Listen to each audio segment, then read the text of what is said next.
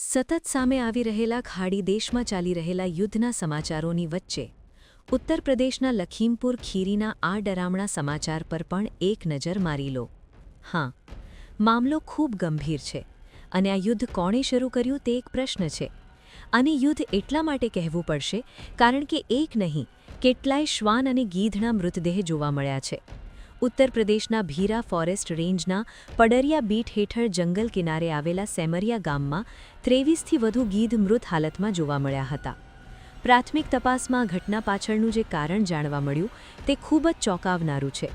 તે કારણ કયું છે તે તમને આગળ જણાવીએ, પણ તે ચોંકાવનારું એટલા માટે છે કારણ કે 4 શ્વાન પણ મૃત હાલતમાં મળ્યા છે. અને હજુ તો કેટલા શ્વાનના મૃત્યુ થયા છે તે સંપૂર્ણ તપાસ બાદ જ જાણવા મળશે. ગ્રામજનોની પૂછપરછમાં સામે આવ્યું છે કે અહીં બરોંછા નાળા વિસ્તારમાં ડિમરોલ અને રત્નાપુરના ખેડૂતો ઘણીવાર તેમની બકરીઓ ચરાવવા લાવે છે, પરંતુ રસ્તે ફરતા શ્વાન તે બકરીઓ પર હુમલો કરતા રહે છે. તાજેતરમાં એક બકરીને શ્વાને શિકાર કરી હતી. ત્યારબાદ તે બકરીના મૃતદેહમાં એક અજાણ્યા શખ્સે જીવલેણ પદાર્થ નાખ્યો હતો.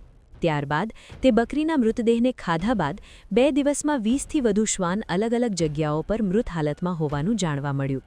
સેમરિયા ગામના ભરત યાદવના ખેતરમાં પણ શ્વાનનો એક મૃતદેહ જોવા મળ્યો હતો. બસ તેને જ ગીધોએ શિકાર કરવાનું શરૂ કર્યું, પરંતુ થોડીક જ ક્ષણમાં ગીધો તડપવા લાગ્યા અને તેમનું પણ મૃત્યુ થયું. આ તો માત્ર એક પ્રાથમિક માહિતી છે, પરંતુ મોતનું સાચું કારણ શું છે તે તપાસ પૂર્ણ થયા બાદ જ જાણવા મળશે. પરંતુ પહેલાં બકરી, બાદમાં શ્વાન અને છેલ્લી ગીધ, અને હવે આગળ અન્ય પશુઓને નુકસાન ન થાય તે માટે અન્ય શ્વાનોના મૃતદેહની પણ શોધખોળ ચાલુ છે. આ ઘટનાના કારણે ગ્રામજનોમાં ભયનો માહોલ જોવા મળી રહ્યો છે. આ સમગ્ર ઘટનાને લઈને તપાસ ચાલુ છે, પરંતુ આ બનાવને લઈને તમે શું કહેશો? કરો કમેન્ટ.